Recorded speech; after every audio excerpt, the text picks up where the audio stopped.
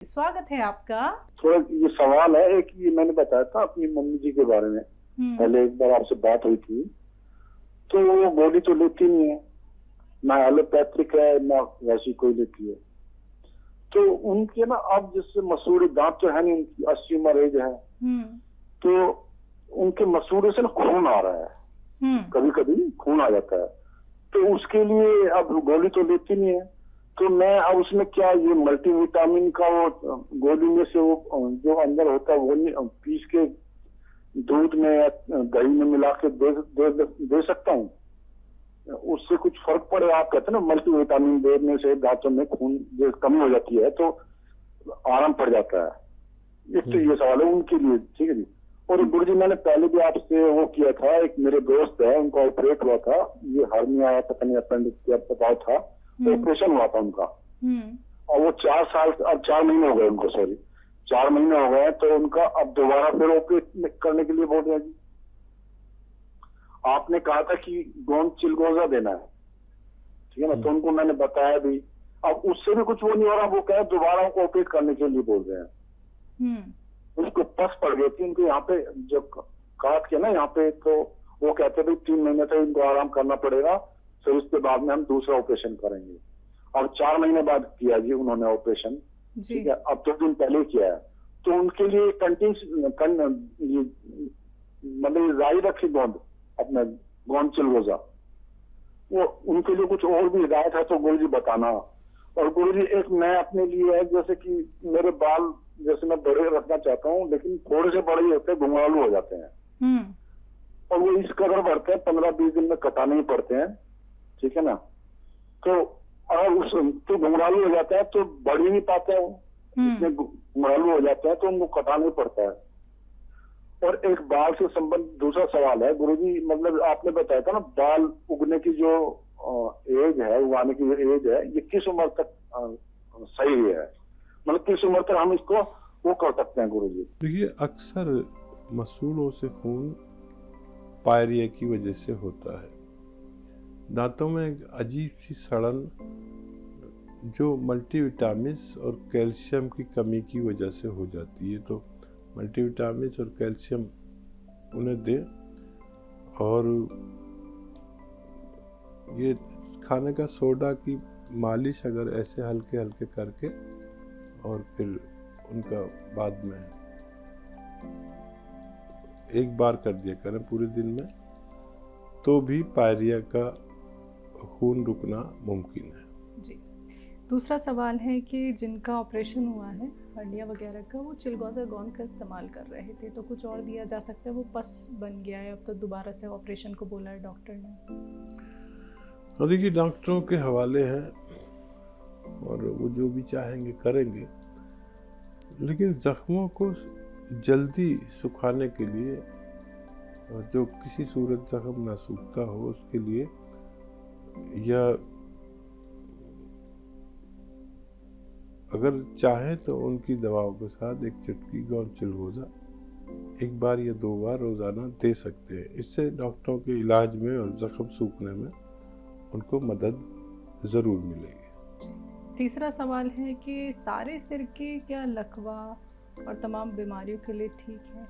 ये सवाल इन्होंने किया था सुबह के प्रोग्राम में, कोई प्रश्न था। और देखिए, सिरकों का मिजाज जो है, प्रवृत्ति जो है, वो सबकी एक सी होती है, यानी वो ठंडे होते हैं। और जब भी कोई चीज खट्टी होती है तो हम उसे ठंडी कह सकते हैं, जैसे नींबू, छाछ, सिरका, आम, कच्चा आम, आम का अचार, इन सब में विटामिन सी होती है। और कितनी % है? तो कुदरती तौर पर इसमें 8% कुदरती तेजाब होता है, और ये खटास के रूप में होता है। तो ये चर्बी के दुश्मन होते हैं, डायबिटीज को भी फायदा करते हैं, लेकिन कुछ चीज़ें ऐसी हैं जैसे कलौंजी और जैतून का सिरका, श्रेष्ठ माना गया है इन सब में, और इसके रिज़ल्ट जो आए हैं वो 99.9% आए हैं, जबकि इनके रिज़ल्ट जो दूसरे सिरके हैं उनके किसी का 50%, किसी का 40%, किसी का 60%। तो इसलिए मैं जो श्रेष्ठ है उसकी सलाह आप सबको देता हूँ। तो लेकिन सब फ़ायदेमंद होते हैं। और क्या सवाल है? बीपी शुगर के लिए नीम का गोंद? हाँ, देखिए, गोंद नीम का या नीम का पत्ता या नीम की निबोली या जितनी भी ऐसी दवाएं हैं जो मुसफ़्फ़ी खून है, यानी खून को साफ़ करने से ताल्लुक़ रखती हैं, वो डायबिटीज़ में भी फ़ायदा कर सकती हैं। और जो दाने, फुंसी, फोड़े निकलते हैं उनमें भी फ़ायदा कर सकती हैं। और खून साफ़ करने वाली दवाएं अक्सर कोलेस्ट्रॉल में भी फ़ायदा करती हैं, और जो दवा कोलेस्ट्रॉल में फ़ायदा करती है वो बीपी में भी ज़रूर फ़ायदा कर सकती है। तो देखिए, बाल और सेहत इंसान की 40 साल तक तो बड़ी अच्छी रहती है, और ख्याल नहीं भी रखो तो सेहत अच्छी रहती है, बाल अच्छे रहते हैं, चाल अच्छी रहती है।